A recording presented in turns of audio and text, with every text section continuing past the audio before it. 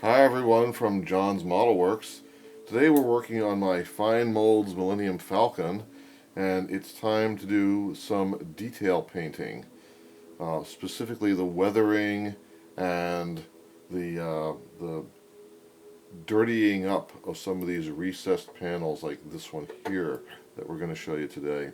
So I've already done some airbrushing into these wells, as you can see, but I'm not especially fond of it because the airbrush, what I'd really like to is I'd really like to airbrush the recesses and the holes and stuff like that, and I'd like to leave these pipes and stuff exposed. And I could do that by airbrushing and then coming back with a Q-tip and wiping it off, but I'm going to show you my favorite technique for doing this sort of masking. Just a second here, where did it go? There it is, okay. So I call this technique the lost salt technique. So what I have is I have obviously the model. I have a little bowl of ordinary tap water. I have an ordinary brush. I have a pair of tweezers. And I have some ordinary table salt that I have ground into a fine powder. Alright? So what I'm going to do is I'm going to paint some water onto the part that I don't want, that I'm trying to mask off. Okay, and I got a little too much water there. I got water in the recess. I'm trying to only get water on the top because I only want to mask the top. Do it again. I have to let that dry, I guess. We'll do another spot.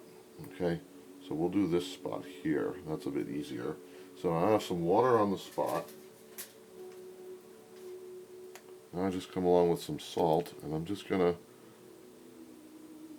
knock it on there gently. I'm trying to make this very uneven and spotty. I don't want complete coverage, I just want a patchy coverage. Okay, and that's what you do. Okay, and now I do another spot here, another spot there. Now you say, why the hell am I doing this, John? Well, this is just the first step.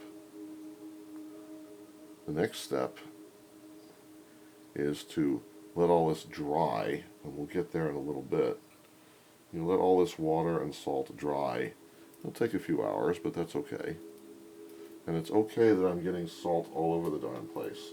See, when I do this, sometimes I get salt not where it's dry. That's okay, because the salt won't stick there. That's why I'm using water to wet it, because I want the salt to only stick where I wet it. Now the salt is going to act as a masking agent. So what I'm going to do is, after I get all my spots salted and let them dry, I'll just come back and maybe with the airbrush or compressed air just blow away some of the salt so that it's not everywhere like it is. As you can see, I made kind of a mess there. But basically I'm only going to leave the salt where the water is holding it in place. So it acts like a masking agent. And I will show you more of this soon in the next part of this video. Thanks.